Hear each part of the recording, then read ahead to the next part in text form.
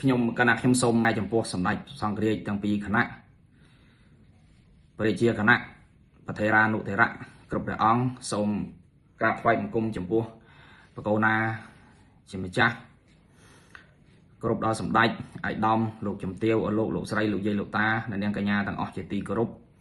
ថ្ងៃនេះខ្ញុំសូមចែករំលែកអំពីចំណេះដឹងមួយដែលតកតងទៅក្នុងវិស័យច្បាប់ពុកម៉ែបងប្អូនតែងតែឮហើយថានៅក្នុងវិស័យច្បាប់វាមានច្រើនប៉ុន្តែនៅក្នុងនោះខ្ញុំសូមលើកពាក្យថាបណ្ដឹងមកនិយាយពាក្យថាបណ្ដឹងនេះពុកម៉ែបងប្អូនតែងតែឮថាបណ្ដឹងគឺជាការប្តឹងផ្ដាល់គ្នាឯបណ្ដឹងនេះយើងបែងចែកជាពីរវាមានបណ្ដឹងរដ្ឋប្បវេណីនិងបណ្ដឹងព្រហ្មទណ្ឌបណ្ដឹងព្រហ្មទណ្ឌគឺព្រះរាជអាជ្ញាដែលជាម្ចាស់នៃបណ្ដឹងឯបណ្ដឹងរដ្ឋប្បវេណីបងប្អូនជនស៊ីវិលជនទូទៅអាចដាក់ពាក្យប្តឹងស្នើសុំទៅតាមការចង់បានទំហំនៃការខូចខាតរបស់ខ្លួនឆ្លើយតបទៅនឹងការឆ្លើយតបទៅនឹងការខូចខាតរបស់ខ្លួនហ្នឹងយើងហៅថាបណ្ដឹងរដ្ឋប្បវេណីនេះគឺជាបណ្ដឹងមួយដែលជា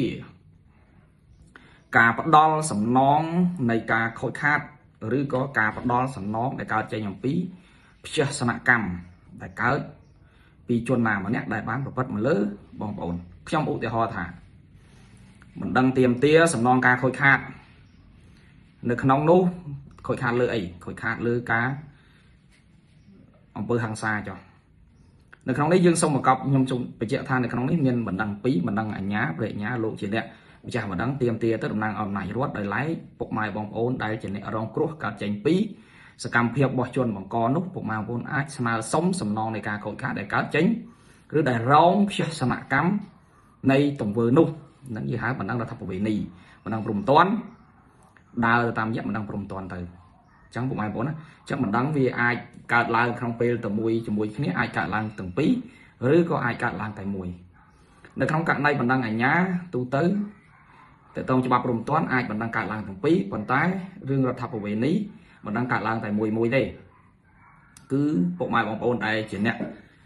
រងភស្តុសនកម្មពីសកម្មភាពនោះទាមទារសុំសំណងទាមទារឲ្យសងមិនសុំទាមទារឲ្យសងសំណងនៃការខូចខាតដែលខ្លួនបានរងផលប៉ះពាល់នោះអញ្ចឹងពុកម៉ែបងប្អូនណាចាំតែថ្ងៃនេះសូមនិយាយប៉ុណ្ណេះចែកជូនពុកម៉ែបងប្អូនសូមអរគុណ